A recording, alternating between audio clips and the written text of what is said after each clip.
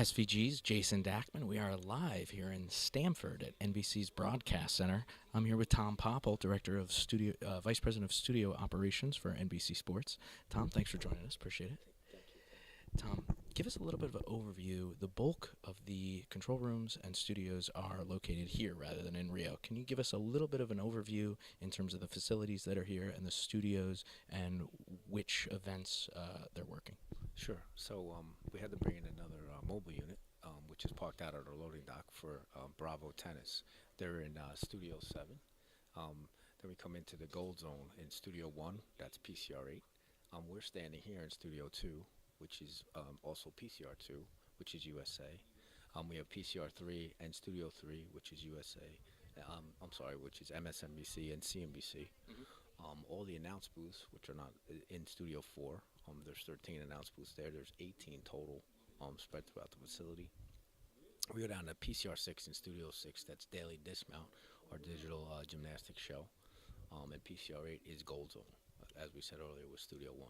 There's also specialty channels, which we are calling PCR 1, which is soccer, and PCR 1, which is basketball, and PCR 8, which is soccer. Sure. And let's talk a little bit about those specialty channels. It is the first year you guys are using dedicated control rooms, dedicated control areas for those specialty channels. What was the thinking behind that, and how important are those specialty channels so that they have that dedicated resource? So we had done it in Beijing and London, but the expansion of it here is we're providing captioning and Spanish call on all the men's soccer games, as well as the USA women games. But all games are captioned both in basketball and in soccer. Okay. And the thinking behind bringing the Comcast Sportsnet truck up to run the tennis, is that just because you knew that tennis was going to be on all day, it needed to have a dedicated facility? What was the thinking behind that? Yes, correct. Bravo was all tennis all the time, so they're just focusing on the 5 courts that we're bringing in across from Rio into that truck. And it's just all tennis all the time. They're not covering any other sport, and they're on Bravo.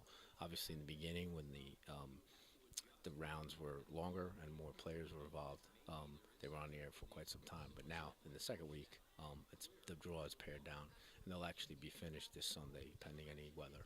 Great. And the NBCSN control room that is here is the lone control room that is operating a studio that's in Rio. What was the thinking behind that in terms of using the control room here for a studio out there? I think it's something we do a lot, and we have done in the past. It's to have the talent to be down there. It's a beautiful set and scenic elements that are down there. There's a Copacabana Beach set, which Mike Sheehan has designed beautifully. He's the coordinating director of the Olympics, and also the presence inside the IBC.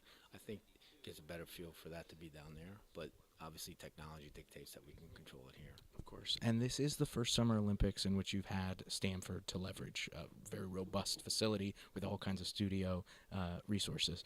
How much has that changed things for you guys, and how much have you benefited from it? Benefited tremendously. I mean, Dave Mazza and his team connecting everything together, and then Tim, myself, Ken, and everybody back here just working as a team to just pull it off. But the facility is great for this kind of thing, and we've all looked to this point, and it's grown tremendously, and it's a great opportunity. Cool. Tom, thanks so much for joining us. Really appreciate it.